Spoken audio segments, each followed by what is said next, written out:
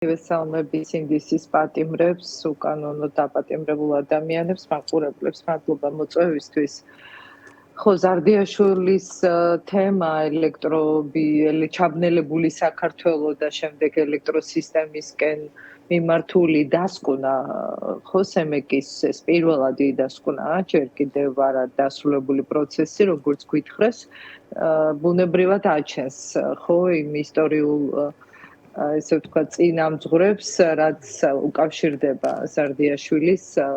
პერსონას და პარლამენტიდან მის წასვლას, რომლის შემდეგ აღმოჩნდა იქ, სადაც გაუგებარი იყო მისი ბმა, ხო, იმიტომ რომ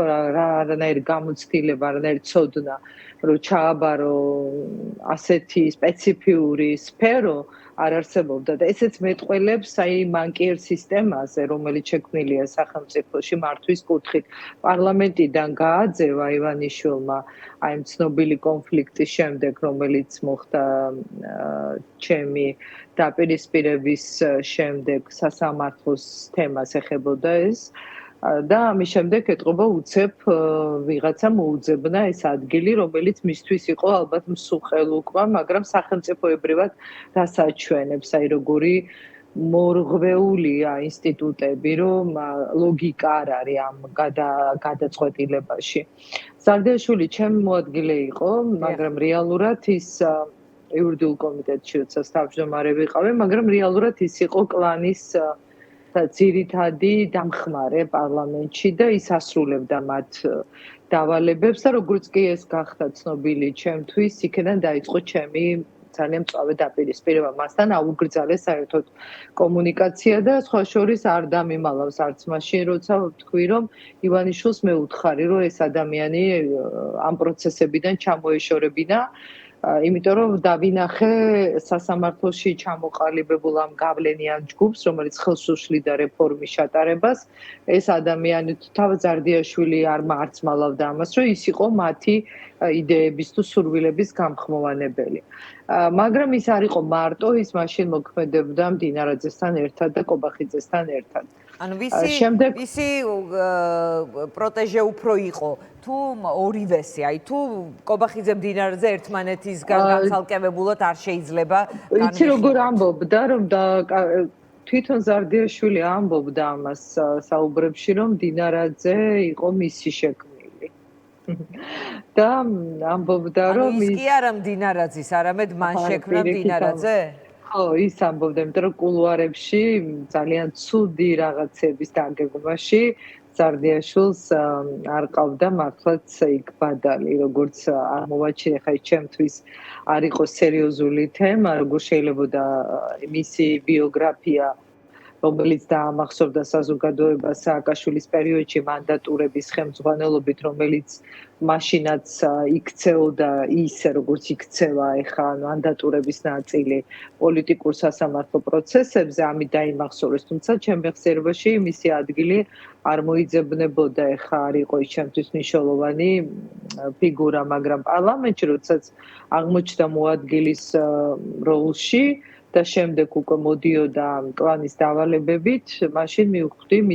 მისი ადგილი, რატომაც იყო ასე შერჩეული ჩემთან კომიტეტში და მართლაც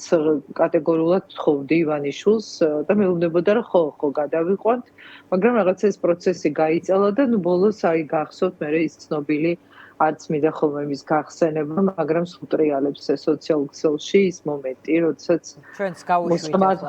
მოსამართლეების, ეს იყო მოსამართლეების არჩევის პროცესი, როდესაც უზენაეს სასამართლოს მოსამართლეს ირჩევდნენ და შემოვიდა პროვოკაციისთვის კანდიდატის დასახმარებლად, როდესაც მე კითხვებს უსვამდი ამ მოსამართლეობის კანდიდატს და ნუ მე როგორც იყო. არ მიყვარს იმ წარსულში დაბრუნება, ის არ არის ჩემთვის დამახასიათებელი სტილი, მაგრამ ეს იყო რაღაცა უკიდურესი ფორმა კოლექტიური პროტესტის, ბევრი მამბის გამო, რაც წინ უძღოდა იმ შემთხვევას. იმიტომ რომ იქამდე ბევრი რაღაცები ხდებოდა ძალიან მძიმე და ძალიან რთულად გადასატანი. ნუ ფაქტია ის, რომ ამ ამბიდან მეორე დღეს ივანიშვილმა დაატოვებინა მას პარლამენტი ეს კონკრეტული თანამდებობაც ეხლა რაზეც ვლაპარაკობ, ამ პროცესების, ეს ვთქვათ, ფინალური რაღაც დამამშვიდებელი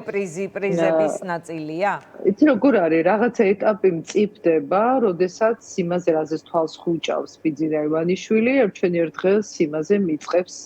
რეაგირებას. რაღაცა შეიძლება ვიღაცების კორუფციულ სქემებზე, რომელზეც მას აქვს ინფორმაციები, ბევრად ადრე, ისე როგორც ზარდიაშვილი ძალიან კარგად იცოდა რა როლში იყო, მაგრამ თვალს ხუჭავდნენ, ნუ ალბათ ასე იყო საჭირო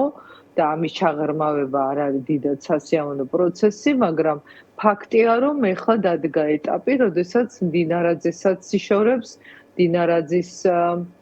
მიერ დანიშნულ კადრებსაც ეტაპობრივად და ზარდიაშვილი მდინარაძისგან განცალკევებული არ არის და ბევრი საერთო ამბავი აქვთ ალბათ, რომელიც მომავალში გამოაშკარავდება. ეს არ იქნება მხოლოდ იმ ერთი დღის ჩაბნელების გამო, რომელიც თავისთავად მძიმე ამბავი იყო და ბუნებრივია ამ დრომდე რომ არ არის საბოლოოდ მკაფიო გასაგები პასუხი ეს პრობლემაა, მაგრამ კიდევ უფრო დიდი პრობლემაა დიანა, როგორ იმართება სახელმწიფო ინსტიტუტები, ვინსად ხვდება, აი რომ შეისწავლოთ ახლა და შეისწავლის დარწმუნებული ვარ საგამოძიებო ორგანო ზარდიაშვილი ვის ნიშნავდა იმ მოწყობებში და რა ხალხია იქ დანიშნული. კი დანიშნული არა, უფრო ზუსტი შესატყვისი სიტყვა გაფორმებული. თქვენ ნახავთ იქ ნახევარი აი ოცნების ნახევარი მაინც მხარდამჭერების ვინც ხოტბას ასხამს დღეს. აი მოწყებაშია დანიშნული. აი რომ ამოიღოთ იქიდან ინფორმაცია. მიხედვით დანიშნები არ იქნება მხოლოდ ზარდიაშვილის ეს არ არის მხოლოდ რა თქმა უნდა, არა, ეს არ არის მხოლოდ მისი, უბრალოდ ერთ-ერთი მაგალითია და როგორც აღმოჩნდეს მნიშვნელოვანი უწყება ერთი რაღაცა სიპი ხო არ არის ან რაღაცა აიპი და რაღაცა სადაც უამრავი ადამიანი ისე ფორმდება რომ არავინ არ იცის ვინ რა ფუნქციას ასრულებს და როგორ იფლანგება საბიუჯეტო სახსრები ხო ეს არის ერთ-ერთი მნიშვნელოვანი სისტემა რომელიც აღმოჩნდა რომ პასუხისგებელია თურმე ბევრ ამაზე ეს ეხლა კი არ გაახსენდათ უბრალოდ გარემოებები მომწიფდა და ივანიშვილი იწყებს ამ დროს პასუხის მოთხოვნას. ამას ის ვერ გაექცეოდა, ისევე როგორც ბევრი რამ გამოაშკარავდება სასამართლოში მას რა როლი ჰქონდა. ყველაზე მძიმე ბრალდება, რაც აქვს ქართულ ოცნებას და ტვირთი, რაც აქვს, რომელსაც ის ვერ მოიხსნის, პასუხისგებლობის ტვირთი. ეს არის ჩავარდნილი მართლმსაჯულების რეფორმა. რომელმაც მოიტანა აი ზიანი, ამდენი უკანონო დატყვევებული ადამიანი, ამდენი უსამართლო დაჭაგრული ადამიანი, ქალი, კაცი, დიდი თუ პატარა. აი ამდენი უსამართლობა, ამაში აქვს მას ყველაზე დიდი წვლილი. ის ერთდღიანი ჩაბნელებული საქართველო იმ დაბნელებულ სამართალთან რა მოსატანია, რაც ამდენი წლის განმავლობაში ხდება და ის ერთ-ერთი მონაწილეა ამ ცუდი პროცესების. აი ამასში უფრო ხედავ მე პასუხისგებლობის სიმძიმეს და სიღრმეს, ვიდრე ელექტროსისტემაში რა აკეთა. თუმცა ამისთვის მას არავინ ჩამოაშორებდა ამ კონკრეტულ პოზიციაზე, იმიტომ რომ ეს იყო რა თქმა უნდა ხელდასმული კი არა და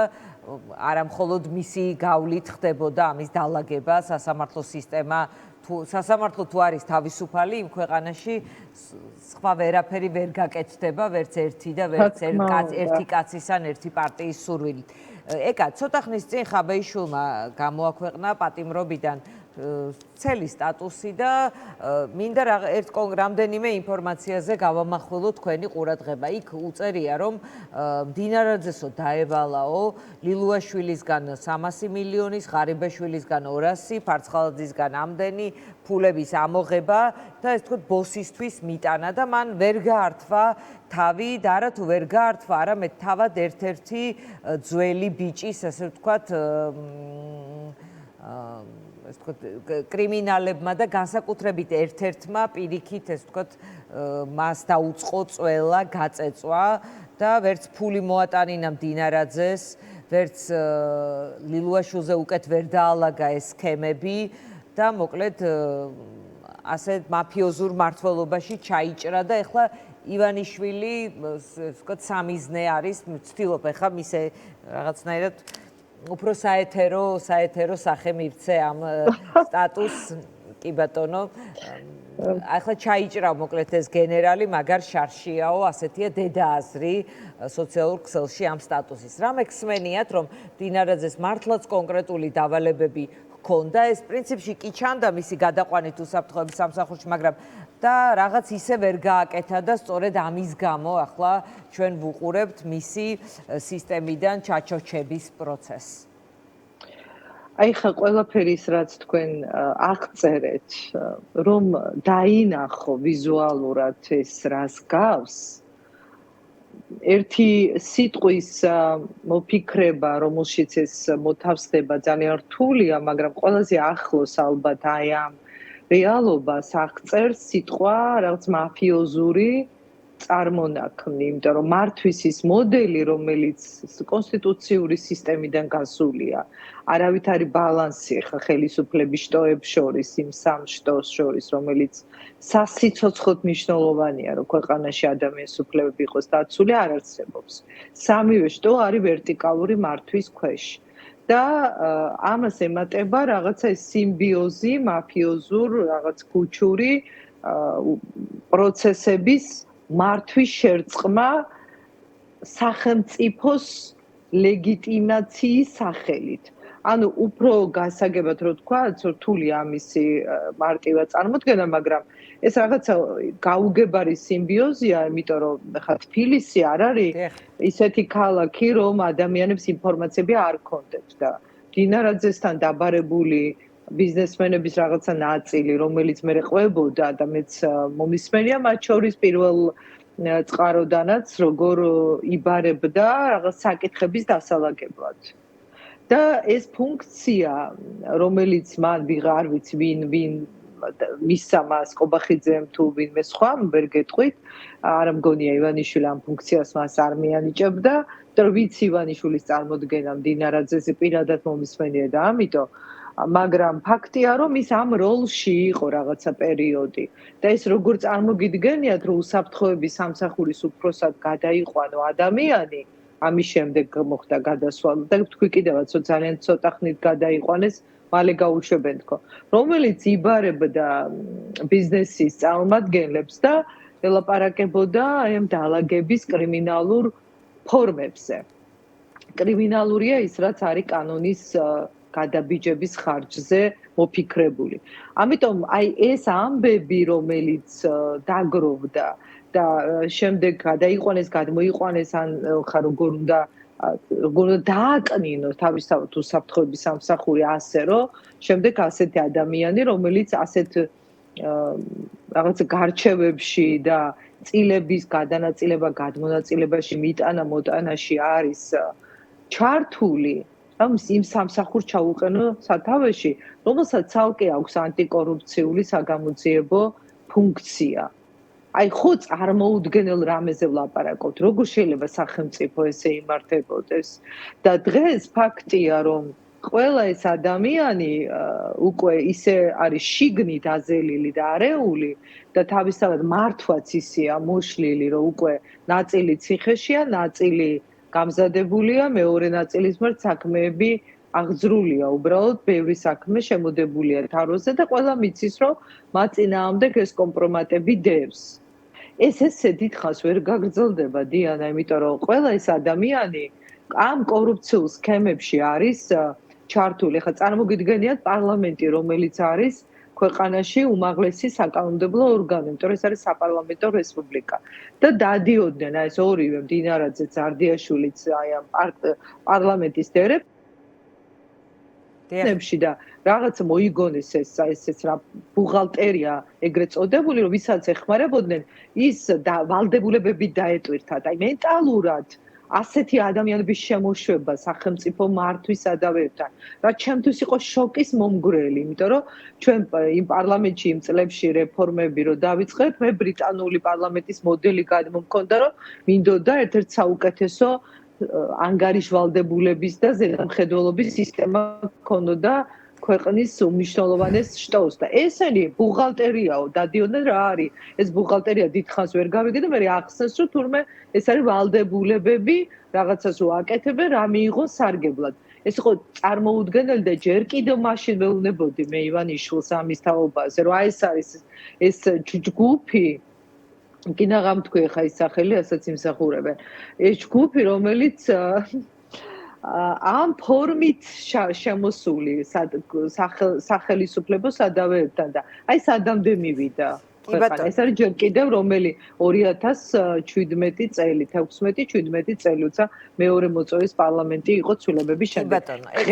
დღეს უკვე ეს ყველაფერი ეროზირებულია გამოფიტულია ეხა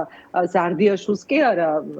ბაზარდიაშვილი კი არა ღარიბაშვილი ჩასვა ციხეში ივანიშვილმა და ეხა ვის დაინდობს ამის მერე ღარიბაშვილზე უფრო ახლობელი მისთვის არც ერთი ეს ვინც არის ნახოთ რა გაგრძელება ექნება ამ პროცესში დიდი ხო ამ სახელმწიფო რღვევის ასეთ პროცესს ამიტომაც არის საჭირო სწორი ანალიზი რომ მომავალში დავაზღვიოთ ის რაც უკვე გავიარეთ